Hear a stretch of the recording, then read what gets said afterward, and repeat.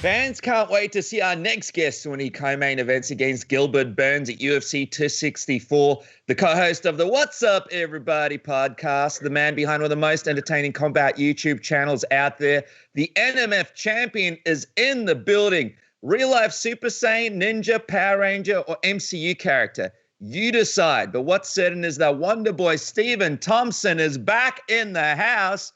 Stephen, welcome back to Submission Radio, man. Thanks for having me, man. I'm telling you, always a pleasure coming to hang out with you guys. You guys always make it exciting. So, by the way, I'm all that you said I was. I'm the Power Rangers, Ninja Turtles, the straight up Ninja. I'm all of it. He's glad to be on with you guys, man. Yeah, man. The pleasure is always ours. I love the background. I love the set. You got the NMF belt. You got the YouTube channel plaque. You got so much good stuff here. Been dying to ask you this since obviously the fight happened. Before we talk about yourself and Gilbert Burns, and obviously there's a lot to talk about, but we've got to ask you, man, UFC 264 around the corner, but what did you think about Nate Diaz and Leon Edwards just a couple of weeks ago, the crazy war they had? And we've got to get your reaction, your thoughts on Leon's win, man. What did you think about it?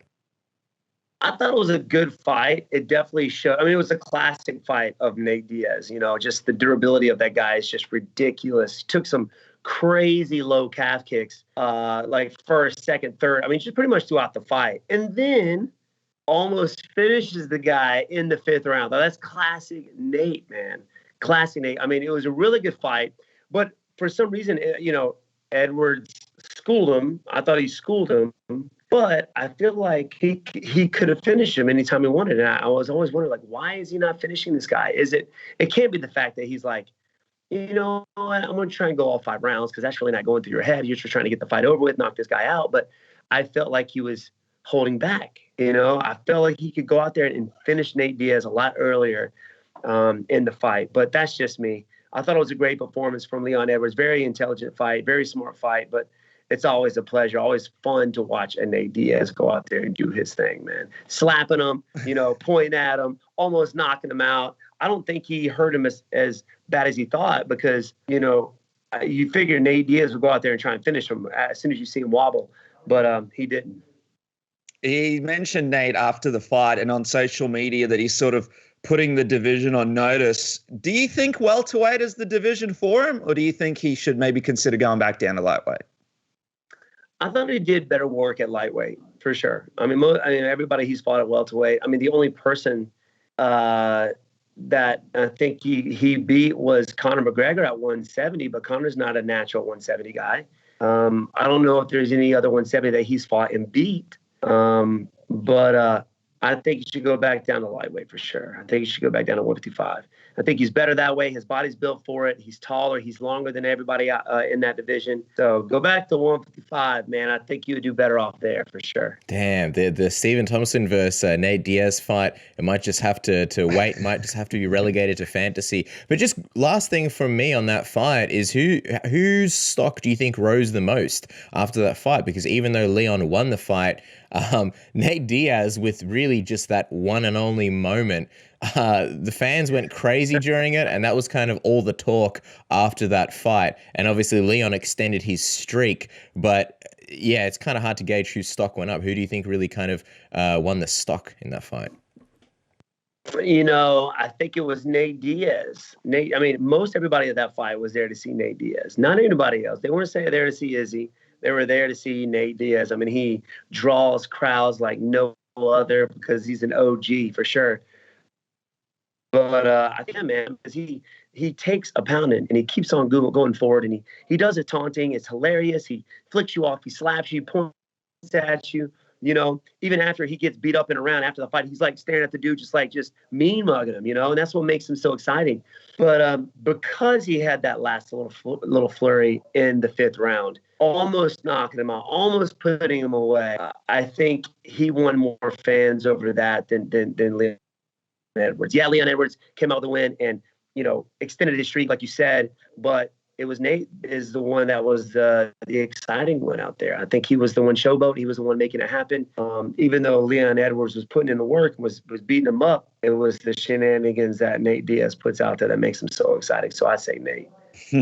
And just quickly on Leon Edwards and what's next for him. Dana White was on the show leading into the event, and he told us that maybe the winner of this one could get the title shot after Colby Covington. But after the way the performance went, what do you think should be next for Leon Edwards? I know people are saying maybe Masvidal, and you've got a big fight yourself coming up against Gilbert Burns. So I wonder if even Leon Edwards could be on your hit list if things go to plan at UFC 264.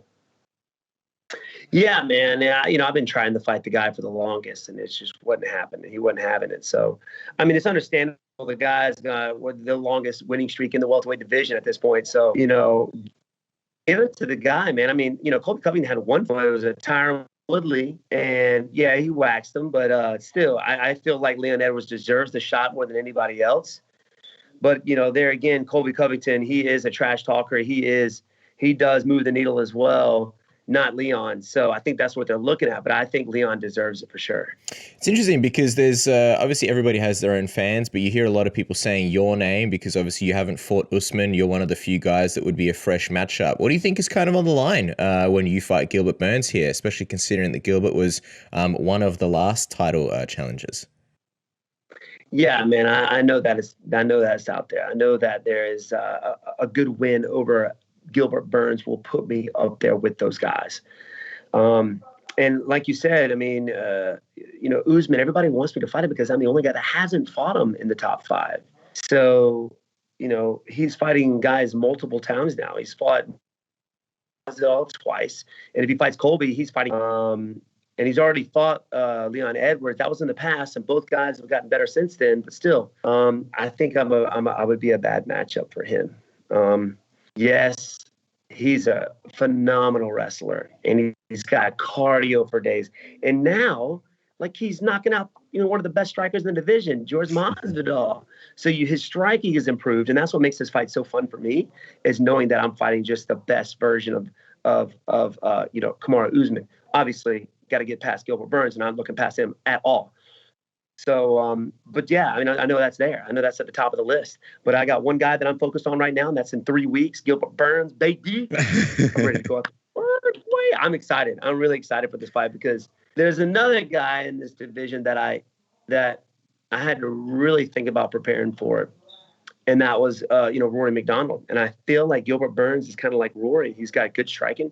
He can knock you out. He can take you down and submit you. So being able to adapt out there in the fight is going to be fun as well. Like, I have a game plan, but even then, having a game plan, you still have to have room during the fight because you don't know what they've worked on. You don't know what kind of changes they have made. So you got to be out there and on the fly, be able to change things up. And that's what makes this game so exciting. That's why I love it.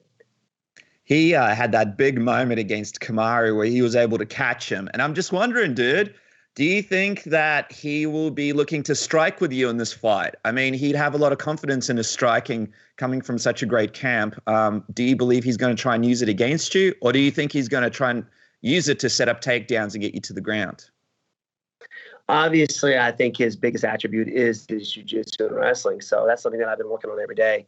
But, I think he's going to be able to shoot. I think he wants to shoot. He may act like he's shooting to set up his hands. I know those tricks, man. They like to shoot. I face guys like, maybe not on the highest level of jiu-jitsu, but, good wrestlers do the same thing. They'll fake the shot, come up with a big power hand or left hook. That could be in his game plan. But I feel like he's going to want to get the fight to the ground. And the thing is, most everybody that I'll fight, at some point, they're going to try and make that happen. So it's pretty much trying to prepare every fight the same way. And that kind of makes it fairly easy for me, but I do believe he's going to be shooting for the legs for sure. He's going to be shooting. Or he's going to be faking a shot, trying to come up high and smoke me. You know what I mean? That could happen. You never know. I've been hit like that before. Daggum Pettis. I love it. You'll never let that one go. So I mean, I'm not. Yeah, no, bro. Not like fans, especially my dad and my brothers, they will not let that go. They won't. What do you mean? What do they do? What do they say? They're going to. Things like, I'll say something like, "Oh, you can't do that," and they're like, "Oh yeah, well at least I didn't get knocked out by a small guy." Savage. Or at least I didn't get knocked out by Pettis. Oh my God, they're brutal with it. Brutal. But Getting knocked out doesn't scare me. It doesn't scare me. You know, getting choked out doesn't scare me. So now I can just go out there and fight, man. I mean, I've lost before. Yeah, I want to win. Yeah, I want to fight for the title, but I'm not afraid of it anymore. You know what I'm saying? So it's given me this level of confidence like no other. And that's literally, I felt that way after my last two fights with Vicente Luque and Jeff Neal. Like, what's the worst thing that can happen? It's already happened. You know, getting submitted in the gym constantly over and over again by high level guys. And, you know, I've been knocked out. So what else is there? So now I can just go out there and just have some fun, man. And that's the kind of mindset I've had in my last few fights. And I think that's one of the reasons why I performed the way I have. It's interesting as well because obviously Gilbert Burns had that nice moment against Kamaru Usman. He was able to put him down. If you were to go in there at UFC 264 and make a statement against Gilbert Burns, do you believe that could be enough to sort of, I mean, we spoke about it before. Do you think that could be enough to get you to sort of catapult maybe even a Colby Covington and get right into that title shot? And do you think we'll see an NMF call out after the fight if things go to plan? Well, I'm fighting another NMF, to be honest with you. You know, Vicente Luque is a very nice guy, and his best friend's Gilbert Burns. He was in his corner. And Vicente may be in Gilbert Burns' corner. He's had that experience and we spent time in the cage together. So, yeah, man, he's a nice guy, too. But I think with a good win over him, it's got to catapult me up there, man. I'm the only one that hasn't fought him. The fans want to see it happen. So I believe so.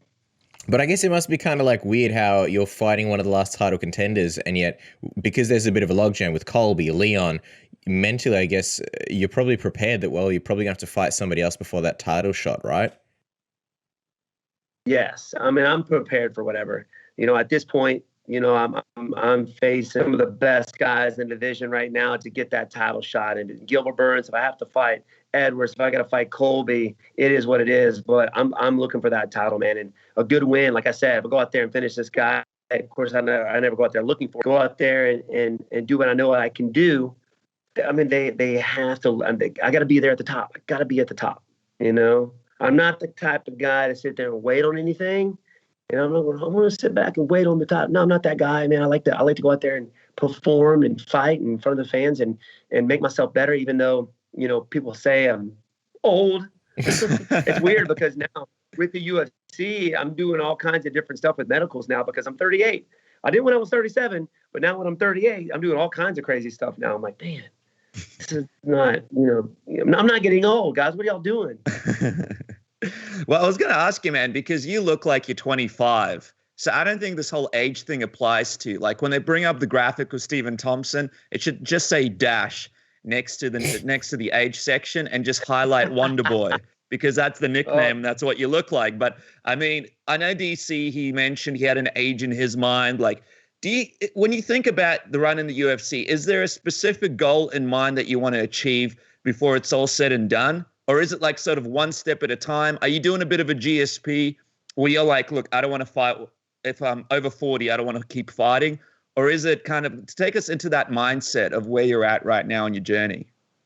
You know, obviously I have that number one goal, and that's to be the champ. You know, that's to be the champion. But after that, even when I get the title, I believe, you know, it really depends on my body and how I feel my body, how it's recovering and things like that. And I'm going to do it as long as my body will let me. But that's another reason why I have good coaches and good close people around me, a good circle around me, because they maybe see things that I don't. I haven't taken a ton of damage. So that's a plus. And I think that has to do with me coming into the MMA scene fairly later in my life, you know, at 28 years old instead of 21. I think it has a lot to do with my style as well. But you know, when Pops tells me that I'm done, I'm done. He can make that decision, or if I feel like my body just can't keep up anymore. So I'm trying to be the oldest UFC fighter ever. I'm trying to beat Randy Couture, man. I want to make it 50 for sure. What do you think? What are you thinking we could do? I reckon we could push it to 70, and then we might have to change it to Wonder Man from Wonder Boy, right? Or at least put a like a senior division in the UFC, right? But senior division. I was gonna ask you, is the challenge as well trying to stay as active as possible for you at this point? Like, putting in the great performances, but I know you've had the issues. You know, you've had broken hands and you've got all sorts of things that happen to all fighters throughout training. But is it about trying to maintain that consistency and try and come back kind of soon after this Gilbert Burns fight if you can make it happen? Yes, if I can make it happen, 100%. But like I've said before, after your fights, you're out there battling it out. Some guys just wear damage and they take damage so well. Vicente Luque, for instance, he could fight one day and 2 days later fight again. The guy just takes damage, just a dense guy. It's funny here because my last several fights, I've had to take some time off because of my injuries, and I don't know if it's just the years of just combat since, over 25 years of just fighting or what. It's not because I'm getting old. It's not that. I know it's not that. But yeah, man, I mean, if I can do that, for sure, 100%. If I can come back and not have any injuries after this fight and go back and maybe fight for a title, at least somebody, Colby or Edwards, 100%. I want to get back out there. Yeah, 100%. I would love that, man, because there's so many fun matchups in the division for you and other guys that are yet to be had. Before we talk UFC 264, just a quick reminder, while we're talking to the NMF, if you want to be the SMF, the S stands for smooth, make sure to get Manscaped's Lawnmower 3.0, the best grooming tool on the market in the whole planet. You can use it to shave your balls and have the smoothest balls in the world, or you can use it on any other part of your body. You can do your arm hair, you can do your back hair, you can do, well, anywhere where hair grows, and it will not cut you with the skin-safe technology. The engineers spent over 18 months crafting this. You'd think they were building a rocket, but no, they were building the best grooming tool on the market so that you don't have any more, nicks and cuts and all those unwanted things. And the good homies at Manscaped are giving away 20% off with the code submission. Who doesn't love saving money and being smooth this, it's winter here in Australia, but it is summer in the States. So wherever you are, be smooth, be aerodynamic, and use the Manscaped Lawnmower 3.0. Isn't that right, Dennis? That's right, man. Manscaped is the place to go to make sure you're smooth where it counts and ready for whatever comes at you. And Cass, after that happens, why not make some money? And that is with our friends at MyBookie. You guys could sign up today with promo code submission, and MyBookie will match your deposit halfway up to $1,000. And why not do that today, Cass? I mean, so many big matchups. Just the other weekend, we saw Anderson Silva win a boxing match. We've got all these crazy fights coming up. UFC 264 right around the corner. And just this coming weekend, you've got Volkov Gain in a heavyweight clash where you can make some serious cash yourself. So make sure to jump onto MyBookie today. Sign up with promo code submission, and MyBookie will match that deposit halfway up to $1,000. Do it today. Bet, win, get paid only at MyBookie. That's right. Make sure you to bet on UFC 264 with the big fights coming up there. You got obviously Conor McGregor and Dustin Poirier 3, and our good friend Stephen Thompson taking on Gilbert Burns. But just speaking about UFC 264, Stephen, congratulations on being the co-main event on such a massive card.